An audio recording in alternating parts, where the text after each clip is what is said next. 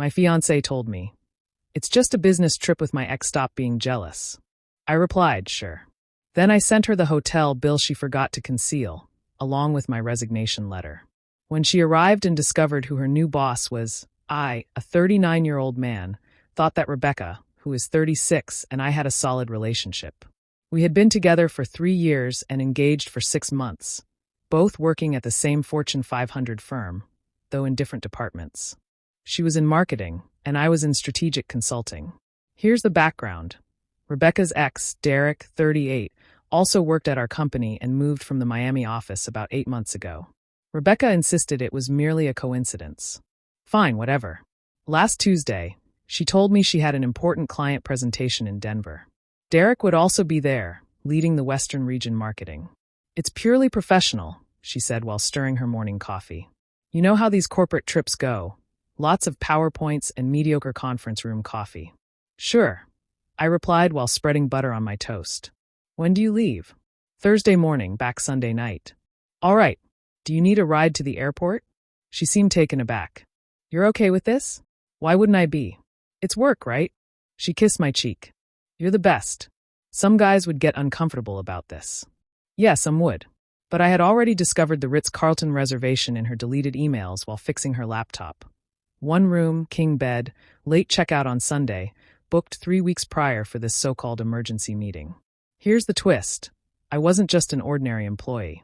I was about to become the VP of Strategic Operations for the Western Division. The announcement hadn't been made public yet. This role included oversight of all regional departments, including marketing, which meant Derek's team. The promotion was expected to be announced on Monday. On Thursday morning, Rebecca kissed me goodbye. I smiled and wished her luck. Then I went to work and did 3 things. First, I submitted my resignation effective Friday. Second, I forwarded the hotel bill to Rebecca's company email, thinking she might need it for expense reports. Third, I accepted a competing offer from Apex Solutions with a 40% raise and equity. The best part? I would start as Senior VP of Market Strategy on Monday. Apex had just acquired 2 of our company's largest clients. Guess which marketing team was about to lose their bonuses? Update 1, Friday, 11:23 a.m. Let me address some questions. Yes, I had the Apex offer for 2 weeks and was planning to decline it until I found that receipt. No, I didn't confront her because I wanted to see how far she'd go with her lie. Yes, I kept screenshots of everything. Thursday night, Rebecca called from Denver, and the background noise sounded like a wine bar. Hey babe, the presentation went great. Derek had fantastic insights on the Patterson account. That's great, I said while packing my office. How's the hotel? Oh, just a standard corporate place. Nothing special. Get some rest. Love you. At 9:15 a.m. on Friday, I received a text from her. Why is there an email from you with a hotel receipt? I replied, thought you might need it for expenses. What are you talking about? This must be some mistake. A king bed at the Ritz is a mistake? Derek really messed up that booking. She began calling. 18 calls in 10 minutes. I didn't answer. Texts flooded in. It's not what it looks like. Please answer. I can explain. Derek booked it without telling me. We have separate rooms, I swear. Meanwhile, at 10 a.m., the CEO called an emergency meeting and announced my sudden resignation. The VP position was being placed on hold indefinitely. Marketing would now report to the CFO, a notorious hard-ass looking to cut their budget by 30%. Rebecca was still in Denver with Derek and had no idea. But here's where it became interesting. At 2 p.m., I received a call from Apex's CEO, Harrison. Ready for Monday? Absolutely. Good. By the way, we're taking over Pinnacle Marketing's West Coast operations. You'll manage the integration. Pinnacle Marketing was where Derek had just been appointed regional director last month, and where Rebecca was hoping to transfer after our wedding. The current team stays, but you'll evaluate performance and make cuts as needed. On Saturday, Rebecca caught an early flight and arrived at noon mascara smudged. We need to talk. No, we don't, I replied, continuing to pack. You don't understand. I understand perfectly. It was work. The hotel situation just happened. The reservation was made 3 weeks ago. Rebecca paled, then switched gears. Tears dried, her voice turned cold. You went through my emails. You left your laptop open. That's an invasion of privacy. And you had no right to betray your ex while wearing my ring. I didn't betray him yet. She stood up angrily. Maybe I should have. Derek appreciates me. He doesn't treat me like property. You're right. He treats you like a side piece. How dare you? He's married, Rebecca. Silence. What? I showed her Derek's wife's Instagram. Wedding photos, a baby announcement from last month. He told me they broke up. Shocker. The liar was cheating. Now real tears flowed. I'm such an idiot. Yep. Can we work through this? I already signed a lease elsewhere. Movers come Monday. But that's when. She paused. Your promotion. I resign. You what? Yesterday. I took a better offer. Where? Apex Solutions. Her face went pale. She recognized Apex, our biggest competitor. The company that just poached the Patterson account. You're going to work for them? Senior VP of Market Strategy. But Derek and I were both transferring to Pinnacle next month. They're partnering with Apex. Yeah, I know. I'll be overseeing that integration. The color drained from her face entirely. You'll be Derek's boss eventually. First, I need to assess which Pinnacle employees are worth retaining. She sat down heavily. You planned this.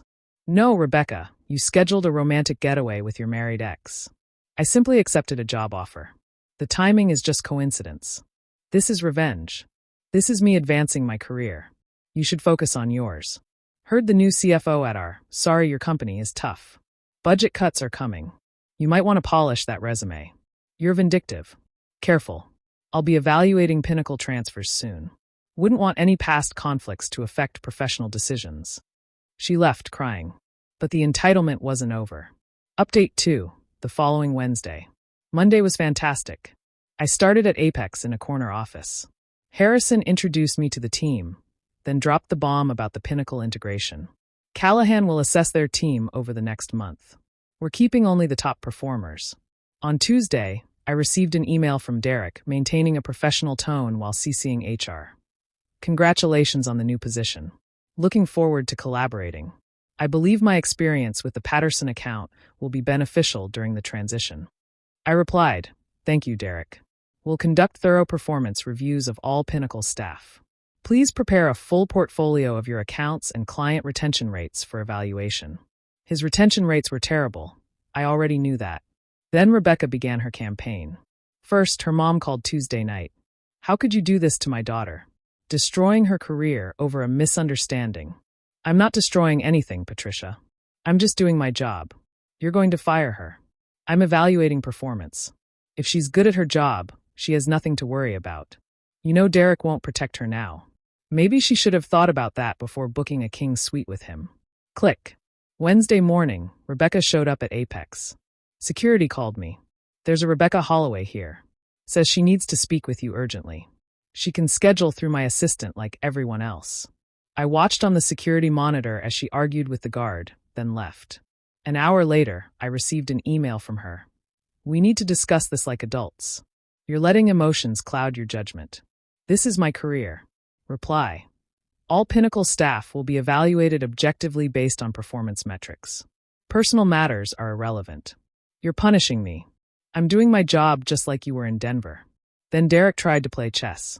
He sent me a folder of market insights about the Patterson account, attempting to make himself indispensable. The problem was I had already met with Patterson the day before. They were excited about the Apex acquisition and mentioned they never liked Derek, finding him arrogant. Wednesday afternoon, Pinnacle CEO called Harrison while I was in his office. Your new VP is creating a hostile environment for our transferring staff. Harrison laughed, asking for performance metrics. That's standard procedure. Derek Layton feels targeted. Derek Layton's retention rate is 31%. He should be worried. This seems personal. The only thing personal is my commitment to keeping quality employees. Callahan is doing exactly what I hired him for. After the call, Harrison turned to me. Is it personal? Derek slept with my ex-fiancée last week, but his retention rates really are 31%. Your ex-fiancée called off the engagement on Saturday. Harrison nodded. Keep it professional. Document everything. I already am. That evening, Rebecca tried a new tactic. She had her friend Jessica, who worked in Apex's Austin office, reach out. Hey, I heard you're in charge of the Pinnacle integration. Rebecca's really talented. Don't let personal stuff cloud your judgment. I'll evaluate her the same as everyone else. She made one mistake and will face the same performance review as everyone. Thursday morning, the integration meetings began. Derek came in sweating. His presentation was a disaster. He couldn't answer basic questions about client relationships and kept trying to name-drop irrelevant connections. Derek, your Q3 numbers show a 40% drop in client satisfaction. Explain. Well, there were transitions, the Miami move. That was 8 months ago. Rebecca and I have been developing new strategies. Rebecca's not in this meeting. This is your review. He stumbled through excuses. It was painful, almost made me feel bad. Almost. Rebecca's review was scheduled for the following Monday. She had already sent 3 emails about preparing properly and asking for guidance on expectations. My standard reply each time: performance metrics and client portfolio. Same as everyone. But here's the kicker. I found out through the grapevine that Derek's wife flew in from Miami, arriving at his hotel with their baby and divorce papers. Apparently, someone sent her screenshots of Derek and Rebecca's Instagram posts from Denver. Posts that Rebecca thought she had hidden from me, but forgot about Derek's public profile. Now, Derek was dealing with divorce lawyers while trying to save his job. Rebecca was realizing her brilliant strategist ex could no longer protect her. And me? I was simply doing my job, evaluating performance and making strategic decisions for Apex. The beauty was I didn't even have to be vindictive. Their actual performance spoke for itself. Derek was terrible at his job when he wasn't flirting. Rebecca's entire strategy relied on Derek's connections, which were now worthless. They played foolish games, thinking they held all the cards. Turns out the deck was about to be reshuffled. Final update: 3 weeks later, the Pinnacle integration was completed. Let me explain how it went down. Rebecca's evaluation was scheduled for Monday after the second update. She arrived wearing her best suit, her portfolio perfect, her presentation rehearsed. But here's the truth regarding performance reviews. Numbers don't lie. Your client retention is 52%, I stated while reviewing her file. That's above average for Pinnacle, but not for Apex. We maintain a minimum of 75%. I can improve. Your improvement plan shows you relying heavily on Derek Layton's connections. As you know, Derek's position has been terminated. Yeah, Derek got cut the Friday before. His divorce proceedings tanked his performance even more. He missed 3 client calls while dealing with lawyers. Harrison made the call himself. Rebecca's face crumbled. You're enjoying this. I'm looking at numbers, Rebecca. Your entire strategy depended on a partnership with someone whose performance has been declining for months. Give me another chance. I can adapt. That's not my decision alone. The review committee makes the final call. I wasn't even on the committee to avoid any conflicts of interest, but they voted on Thursday. Rebecca didn't make the cut, nor did 4 other Pinnacle transfers. It wasn't personal. Apex only wanted top performers. But then the entitlement escalated. On Friday, I received a call from my lawyer. Rebecca is threatening to sue you for wrongful termination, hostile work environment, and intentional infliction of emotional distress. My lawyer laughed. She was never technically terminated. Pinnacle dissolved the position when the merger was completed. She was evaluated for a new position at Apex and didn't qualify. It's as clean as it gets. But she didn't stop there. On Saturday, someone keyed my new Tesla in the Apex parking garage. There were no cameras in that corner, and security couldn't prove anything. On Sunday, a fake LinkedIn profile began messaging all my connections, claiming I was unethical and vindictive. It took LinkedIn 2 days to shut it down. On Monday, Rebecca's mom called Harrison directly, claiming I had seduced her daughter and then destroyed her career. Harrison recorded the call and sent it to legal. Tuesday brought the real shocker. Derek's wife, Melissa, reached out to me. Thank you for those Denver screenshots. I didn't send those. Well, whoever did, I appreciate it. Now I have proof for the lawyers. How's Derek handling it? Like a child. He claimed Rebecca seduced him and tried to blame you for setting them up. Setting them up? He said you must have known about the Apex merger and purposely didn't warn them. I laughed. I found out about Pinnacle the same day Rebecca got back from Denver. I figured Derek always blamed others. Did you know he's been cheating for years? Rebecca wasn't even the first. Not surprised. Rebecca called me, crying about how I ruined her life by divorcing Derek during their crucial career moment. The entitlement was astounding. That's what I thought, I told her. You can have him once my lawyer's done. On Wednesday, I heard through connections that Rebecca applied to 3 other companies. all of which called for references. HR provided the facts. Her performance didn't meet the requirements for the position, and she was not eligible for rehire. A recruiter I know personally called me off the record. What really happened? She built her entire career strategy around a married colleague she was sleeping with. When his performance declined, so did hers. So the rumors about you targeting her? Check who else didn't make the cut. 2 had better numbers than her. This wasn't personal, but it felt good. I won't lie, it didn't feel bad. By week 3, the drama finally calmed down. Derek moved back to Miami, losing his wife, job, and reputation. Rebecca took a position at a small marketing firm, earning a 60% pay cut from what Pinnacle paid. Her mom sent one last nasty email about how I destroyed a young woman's future. I forwarded it to legal, and they sent her a cease and desist. The entitlement was astronomical. Rebecca genuinely believed she could cheat with her engaged ex, lie to my face about it, maintain her career trajectory built on that relationship, and face 0 consequences. When reality struck, instead of accountability, she attempted lawsuits, vandalism, and defamation, enlisting her mom to fight her battles. Meanwhile, I was thriving at Apex. The Patterson account personally requested me as their point of contact. My team respected that I evaluated based on merit, not relationships. Harrison mentioned a partnership track in 18 months. I sold the apartment I shared with Rebecca and bought a nice condo closer to Apex. No memories attached. Dating? Not yet. I need to work on trust issues. But my therapist says I handled this better than most would.